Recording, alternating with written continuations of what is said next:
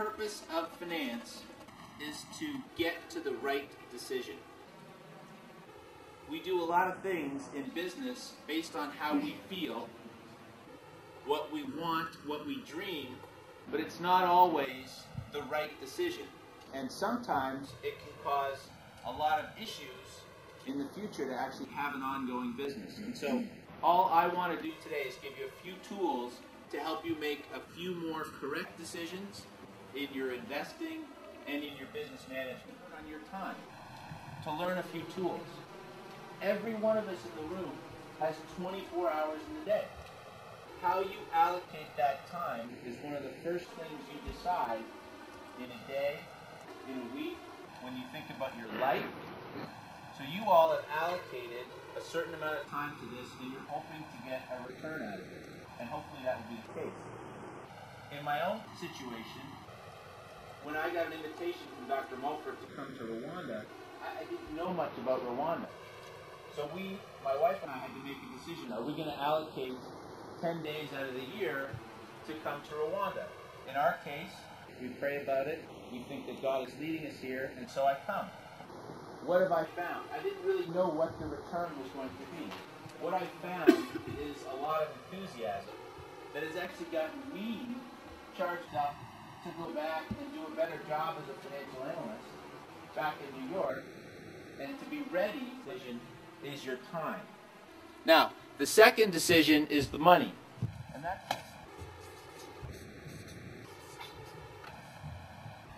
we wouldn't have many problems in the world if money wasn't scarce. More people can in fact have access to the things they want to do, but money is scarce. You have to compete for it. You have to, when you get it, use it properly to generate a return on it so you can create more money, which ultimately will produce results for your dreams. The purpose of allocating money correctly to generate a return isn't the return. That's a very hollow thing.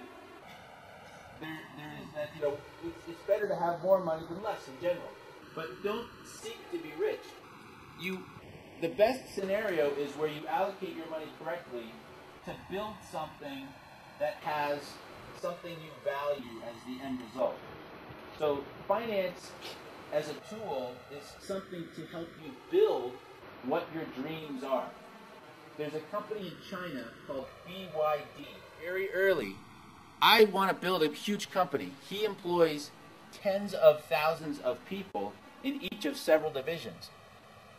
Warren Buffett, have many of you heard of Warren Buffett? Warren Buffett, he's from Omaha, Nebraska. He's about 78 years old now. They call him the Oracle of Omaha. A very famous investor. Many of his books are terrific books to read. If you want to be a successful investor, you have to read all the time.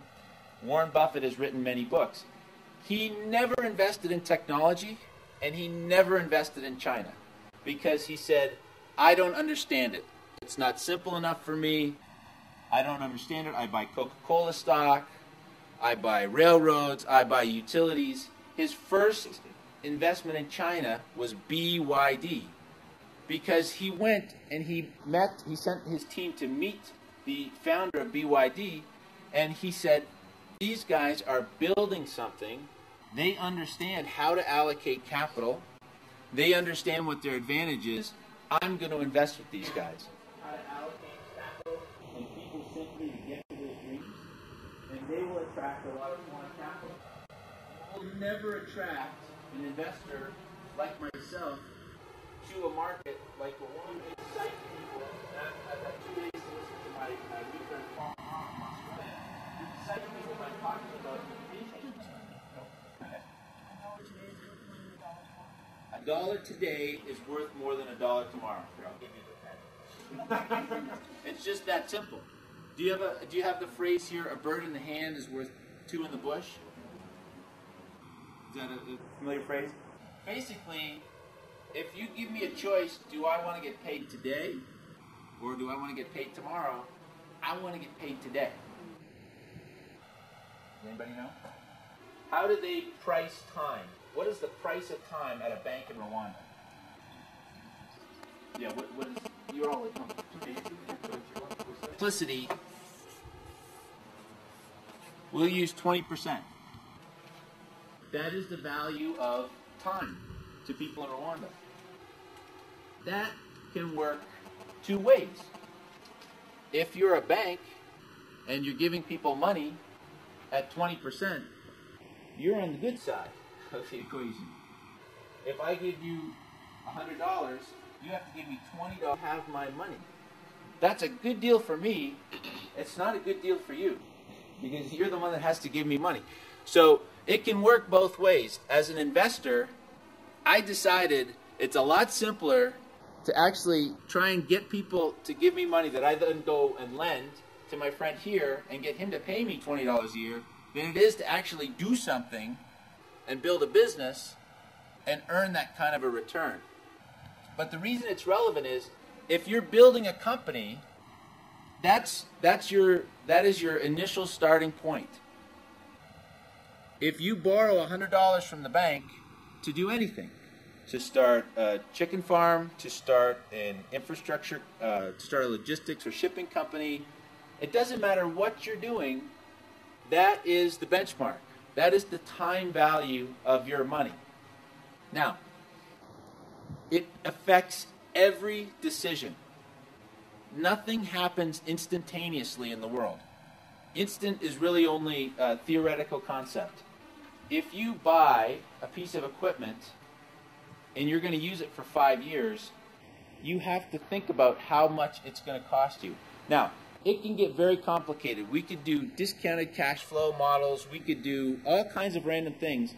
But ultimately, I found the best entrepreneurs don't need to do any of that. And the best investors don't. They do it, but they do it more implicitly. So I want to give you just a very simple way to think about it. So we've established there's a time value of money. We all understand that, right?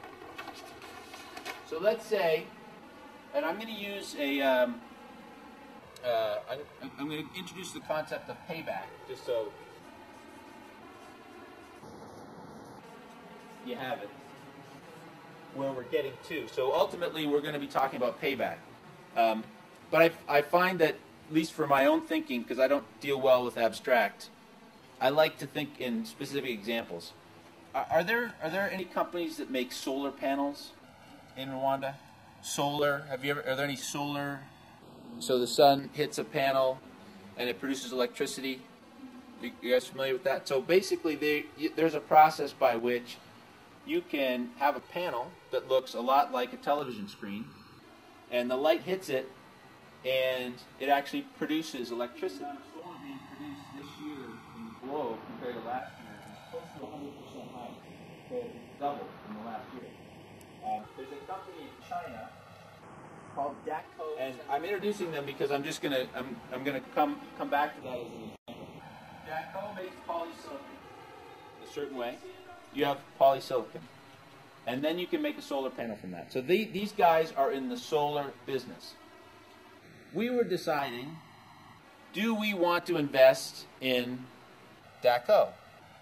And the decision in some ways can be very complicated. And when I started in the industry 16 years ago, I had tremendous models, spreadsheets on spreadsheets, and you could look at any particular variable in 8 different ways. But as time passed, I realized, it's actually not that hard to figure out if it's a good investment or not. So we started to look at Daqo, and we said something very simple. To pay $9.50 for Daqo. Well, there's a time value to money, 20%. So do I need to get too complicated? Not really. I know that I need to make more than 20% a year. So I want to know, how much cash am I going to get back from Daqo every year? It was 3. Simple division, 950 divided by 3 is a little more than 3. We'll call it about 3 times. That's probably going to be okay. If I can get my money back in 3 or less years for an investment, even if my hurdle rate's 20% as it is, you're probably going to do okay.